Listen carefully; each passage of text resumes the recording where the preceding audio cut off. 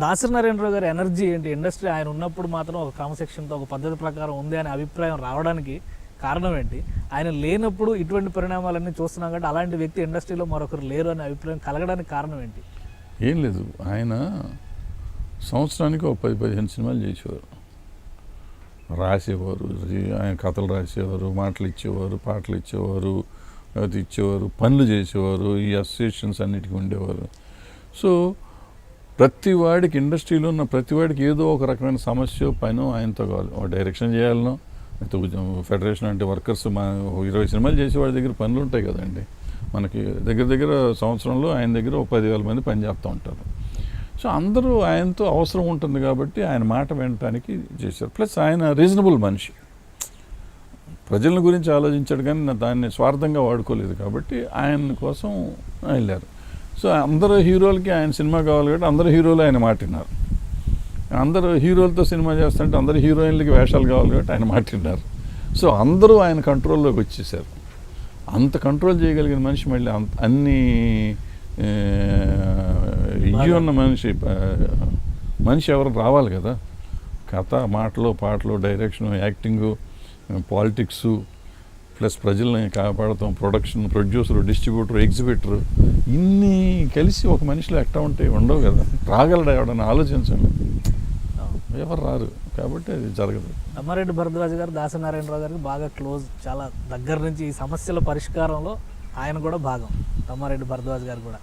మరి అలాంటప్పుడు ఇండస్ట్రీ ఇటువంటి సమస్యలను ఎదుర్కొంటున్నప్పుడు కనీసం మార్గదర్శనం చేయడానికి కానీ, వీళ్ళలో ఒక కట్టుబాటు, నియంత్రణ తీసుకురావడానికి కానీ చేయలేమండి, ఇంపాసిబుల్. అది అంటే దాసరి నారాయణరావు గారి టైంకి ఇప్పటికీ కూడా చాలా తేడా వచ్చేసింది. అట్లీస్ట్ ఇవాళ కూడా మీరు ఎప్పుడు చూసి ఉంటే, నేను అందుకే చిరంజీవి గారిని కొంచెం పట్టించుకోమని చెప్తూ ఉంటాను. ఇంకెవరు పట్టించుకునే పరిస్థితి అంటే చిరంజీవి గారు అంటే చిరంజీవి గారి లాగా మార్కెట్ ఉన్న మనిషి. నలుగురు ముందు ఇవాళ ఏమైపోయింది, ముందు హీరో ఓరియంటెడ్ ఇండస్ట్రీ అయిపోయింది. ఆ నలుగురు హీరోలు, మొత్తం 10 మంది హీరోల్ని మనం కాపాడుకోలేకపోతే, వాళ్ళని మన గ్రిప్లోకి తీసుకోలేకపోతే ఇక్కడ ఏది సాధించలేం. అది సాధించాలంటే వాళ్ళు మాట్లాడటానికి శక్తి ఉన్న మనిషి చిరంజీవి గారు ఒక్కరే. అందుకని ఆయన మాట్లాడమంటున్నాం. ఇవాళ నేను ఇంకోళ్ళు మాట్లాడితే అక్కడ ఏం జరగదు. ఎవరు మనతో మాట్లాడటానికి కూడా పెద్ద ఇష్టపడరు, అవసరం కూడా లేదు వాళ్ళకి. అంటే చిరంజీవి గారు కూడా క్రమశిక్షణ సంఘం చైర్మన్గా కృష్ణరాజు గారికి ఒక లెటర్ కూడా రాశారు. ఈ మాలో జరిగినటువంటి పరిణామాలను మరీ ముఖ్యంగా ఒక నియంత్రణ, కట్టుబాటు వచ్చేలా చూడండి అని. చిరంజీవి గారు చెప్పిన వినని పరిస్థితి ఇండస్ట్రీలో వచ్చిందా? చెప్పినా వినని పరిస్థితి ఏం లేదు, అసలు అది ఏం లేదు. ఇక్కడ ప్రాబ్లం, చిరంజీవి గారితో ప్రాబ్లం ఏంటంటే దాసరి నారాయణరావు గారు కూడా కొంచెం సాఫ్టే, చిరంజీవి గారు ఇంకొంచెం సాఫ్ట్. ఆయన గట్టి కోప్పడలేరు. ఆయన అంతా మనాళ్లే కదా, మనం ఎందుకు కోప్పడతాము అని కొంచెం లీనియంట్గా ఉంటారు. గట్టిగా కోప్పడితే చిరంజీవి గారు కిక్కురు మనడు. నేను చెప్తున్నా, కానీ చిరంజీవి గారికి అన్నెర్ర చేయగలలే, కానీ చేస్తే మొత్తం సమస్యలు పరిష్కారం అయిపోతాయి. కానీ ఆయన చేయడు. మనం ఎందుకు చెడ్డళ్ళం అవ్వాలి, మనకెందుకు, ఉన్ననే సర్దుదాం అని చెప్పి నేనైనా తిట్టానుకోండి, నన్ను పిలిచే ఏమై భరద్వాజ్ ఎందుకయ్యా, మీరు తిడితే మిమ్మల్ని పిలిచి ఎందుకయ్యా అని వదులుతారు తప్ప, భరద్వాజ్ నీ కాళ్ళు ఎరగొడతాను, పిచ్చి వేషాలు వేసామంటే అని అన్నాడు అనుకోండి, భరద్వాజ్ నోరు మూసుకు కూర్చుంటాడు. డిఫరెన్స్ అయితే అనమాట. సో దాసరి నారాయణరావు గారు బెదిరించే దగ్గర బెదిరించేవాడు. మాలో ఇంటర్నల్గా జరుగుతున్నటువంటి ఆరోపణల పరంపర, ఈ ప్రెస్ మీట్లు ఇవన్నీ ఒకటి. ఇంకోవైపు నుంచి ప్రకాష్ రాజ్ గారు ముందుగానే ఎలక్షన్స్ డిక్లరేషన్ లేదు, ఏమీ లేకుండానే ప్యానల్ అని చెప్పని అనౌన్స్మెంట్ ఇచ్చి ప్రెస్ మీట్లు పెట్టడం, ఇవన్నీ కూడా ఒక గందరగోళమైన పరిస్థితిని తీసుకొచ్చిందని. గందరగోళం ఏం లేదు, ప్రకాష్ రాజ్ స్కీమర్ అండి. మంచి నటుడితో పాటు, మంచి హ్యూమన్ బీయింగ్తో పాటు మంచి స్కీమర్. మొదటి నుంచి అతను వేషాలకు వచ్చిన రోజు నుంచి కూడా తన కెరియర్ని ఎట్లా దిద్దుకోవాలి, తను ఎలా చేయాలి, ఎట్లా చేసుకోవాలి అన్నీ చక్కగా చేసుకున్నాడు. ఇప్పుడు నాకు తెలిసి అతను ఫెయిల్యూర్ అనేది ఒక ఎంపీ ఎలక్షన్లో ఓడిపోవటం తప్పిస్తే మిగతా ఎప్పుడూ తను పెద్దగా ఫెయిల్ అవ్వాల. తను అనుకున్నట్టు పెద్ద ఆర్టిస్ట్ కావాలని కూడా అయ్యాడు. తను నేషనల్ లో ఫోకస్ అవ్వాలనుకుంటే నేషనల్గా ఫోకస్ అయ్యాడు. తను ఏం చేయాలనుకుంటే అది చేశాడు. అట్లాగే పాలిటిక్స్లోకి వద్దాం అనుకున్నాడు. పాలిటిక్స్లో కూడా దేశం అంతా ఆయన చూసే మోడీని తిట్టి దేశం అంతా అతని మీద మాట్లాడే పరిస్థితి తెచ్చుకున్నాడు. ఎలక్షన్ కూడా గెలుస్తాడేమో అన్నంత లెవెల్కి వెళ్ళాడు, గెలవలేదు. కానీ అటువంటి మనిషి మళ్ళీ ఏదో స్కీమ్ వేసాడు, వచ్చి ఇక్కడికి వచ్చాడు. చిరంజీవి గారి దగ్గరికి వెళ్ళిపోయాడు డైరెక్ట్గా ఫస్టే, ఇప్పుడు 3 నెలల కింద వెళ్ళిపోయాడు. ఈయన అమాయకుడు, ఎప్పుడు ఎందుకే మన తర్వాత ఆయన అనకుండా సరే చేసుకోపో అన్నాడు ఈయన. అన్నాడు, దాంతో ఇక అయిపోయింది. ఆయన అవును పో అన్నాక ఇంకా ఎవరికి మద్దతు ఇస్తున్నారు? నేనే, నాకు ఓటే లేదు, నాకెందుకు మద్దతు? మీ అభిప్రాయం? నాకెందుకు సార్, వాళ్ళు ఎవరు కొట్టుకుంటారు, 800 మందిని గురించి మనం ఆలోచించడం వేస్ట్, ఇప్పుడు మాట్లాడుతూనే టైం వేస్ట్ మనకి. రైట్. ఇండస్ట్రీ రాష్ట్రాలు విడిపోయిన తర్వాత ఇండస్ట్రీ పరిస్థితి కూడా ఇక్కడ అక్కడ అనేటువంటి చర్చకి చాలా వరకు నాంది పలికింది. ఈ మధ్య కాలంలో జరిగినటువంటి పరిణామాలు అంటే కొంతమంది ఆల్టర్నేటివ్గా వైజాగ్ని మన ఇండస్ట్రీ క్యాపిటల్గా మార్చుకోవాలి, వైజాగ్లో కొంత చేయాలి, సినిమా పరిశ్రమకు సంబంధించి షూటింగ్లు కానీ స్టూడియోలు కానీ ఇవన్నీ మొదలవ్వాలి అనేటువంటి ఒక ఆకాంక్షను వ్యక్తపరుస్తున్నారు. ఇది అయ్యే అవకాశం ఉండేటువంటి ఆలోచనేనా? వైజాగ్ అసలు వీళ్ళు ఎవళ్ళు అడగక ముందు నుంచే 30% ఎప్పుడు సినిమాలు జరుగుతాయి సార్ అక్కడ. మనకు సముద్రం ఉంది అక్కడే, మెడ్రాస్లో చేసేవాళ్ళు. బాలచంద్ర గారు లాంటి వాళ్ళే ఇక్కడికి వచ్చి చేసేవారు, పుట్టన్న గారు ఇక్కడికి వచ్చి చేసేవారు, కర్ణాటక నుంచి కూడా వచ్చేవారు, తమిళనాడు నుంచి కూడా. ఇప్పటికి తమిళ సినిమాలన్నీ హైదరాబాద్లో జరుగుతున్నాయి, ఎక్కువ సినిమాలు, పెద్ద సినిమాలన్నీ. లేకపోతే వైజాగ్లో జరుగుతున్నాయి, రాజమండ్రిలో జరుగుతాయి. రజనీకాంత్ గారి సినిమాలు రాజమండ్రిలో చేసేవారు వచ్చి, పొలాలు గీలాలు కావాలంటే. ఒకనొకప్పుడు మనం వెళ్ళి మెడ్రాస్ చేసుకునేవాళ్ళం పొలాలు కావాలంటే, ఇప్పుడు వాళ్ళు ఇక్కడికి వచ్చి చేసుకుంటున్నారు. సో అదేదో కొత్తగా వీళ్ళు చెప్పడం అనేది లేదు. 30% ఎప్పుడు ఆంధ్రాలో జరుగుతూనే ఉంటాయి. ఇప్పుడు హైదరాబాద్లో ఇప్పుడు కొత్తగా ఎట్లా డెవలప్ అయిందో అట్లా అక్కడ డెవలప్ అవుతారు, టైం పడుతుంది.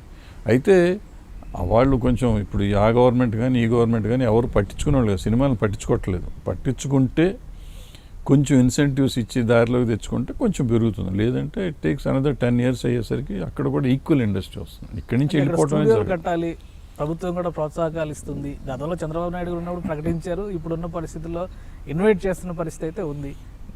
ఎవరిసారి ఇన్వైట్ ఇంతవరకు సీఎం గారు ఎవరిని కలవలేదు. ఒకసారి చిరంజీవి గారిని కలిశారు, చిరంజీవి గారు కూడా అదేదో పిలుస్తానికి వెళ్తే కలిశారు ఒకసారి 2 సార్లు. అంతే తప్ప ఇప్పుడు ఇండస్ట్రీగా ఒకసారి కలిస్తే ఉంటుంది. ఆయన గెలిచినప్పటి నుంచి కలవాలని ప్రయత్నం చేస్తున్నారు, ఆయన ఎవరిని కలవట్లేదు. ఆయన కలవకపోతే మనం ఏం చేస్తాం, ఏదైనా చెప్పాలి, ఇన్సెంటివ్స్ చెప్పాలి. ఎఫ్డీసీ వేశారు, విజయ్ చంద్ర గారిని వేశారు, మళ్ళీ కమిటీ సభ్యులు లేరు అక్కడ. ఏముంటుంది, ఏం చేస్తున్నాం అనేది లేదు. అంటే ఇప్పుడు సినిమా పరిశ్రమ తెలంగాణకే పరిమితం అయిపోయిందని అనుకోవాలా? పరిమితం అవ్వదండి సినిమా పరిశ్రమ. అసలు తెలంగాణలో కూడా బయటికి వెళ్ళిపోవట్ల సినిమాలన్నీ. ఆంధ్రాలో తీస్తున్నాం, ఫారెన్లో ఫారెన్లో తీస్తున్నాం. ఒకప్పుడు మనకి ఏంటంటే కంపల్సరీగా ఇక్కడే తీయాలని ఉండేది, ఇప్పుడు అది లేదు కదా. సో అందుకని ఎక్కడ పడితే అక్కడ తీస్తున్నారు సినిమాలు.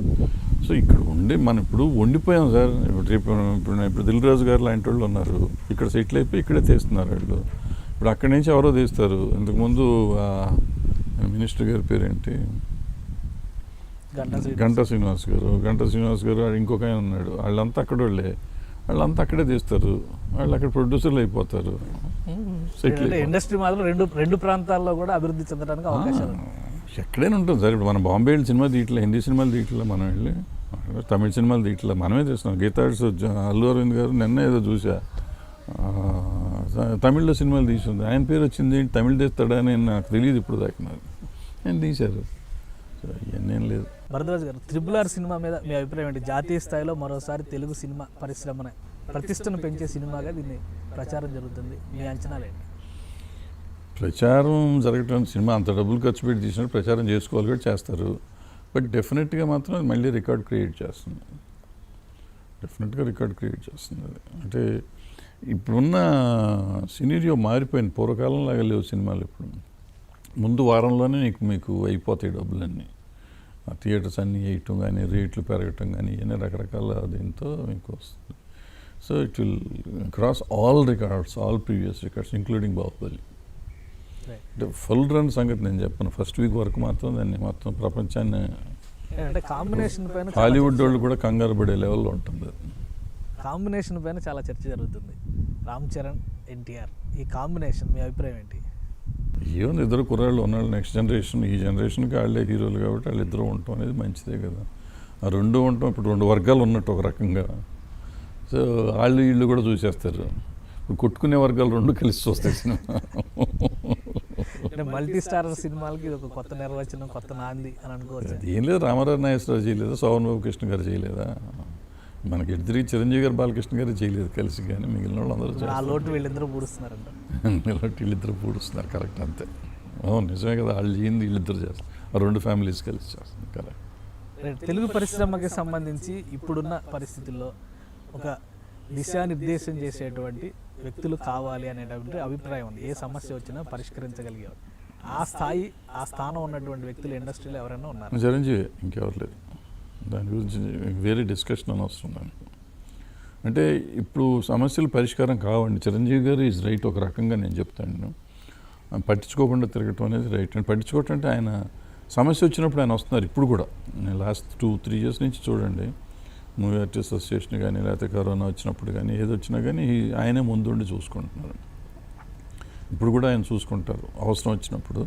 బట్ అనవసరంగా ప్రతిదానికి ఏలు పెడతాం కరెక్ట్ కాదని ఆయన ఉద్దేశం. అది కరెక్ట్ అని నేను ఒక అన్నా, లేదండి అది కాదు మీరు పట్టించుకోవాలన్నా నేను ఆయనతోనే మాట్లాడింది. బట్ ఆయన చెప్తే నేను ఇప్పుడు ఆలోచిస్తా అంటే నాకు నిజంగా కరెక్టే అనిపిస్తాను. ఎందుకంటే ఎవరి మాట వినరు. ఆయన తక్కువ అవ్వటం అనవసరం. ఆయన స్థాయి నుంచి దిగిపోయి ఎవరితోనో మాట్లాడి వాడు అవునని కాదని అనిపించుకోవటం కంటే నిజంగా పెద్ద సమస్య వస్తుంది. ఎందుకంటే ఇవాళ ఎవరి మాట వినే పొజిషన్లో లేరు. సో అటువంటి అప్పుడు ఆయన పెద్దరికం చూపిస్తానికి వెళ్ళటం కూడా వేస్ట్. నిజంగా ఇండస్ట్రీ హోల్గా సమస్య వచ్చినప్పుడు మాత్రమే చిరంజీవి గారు రావాలి.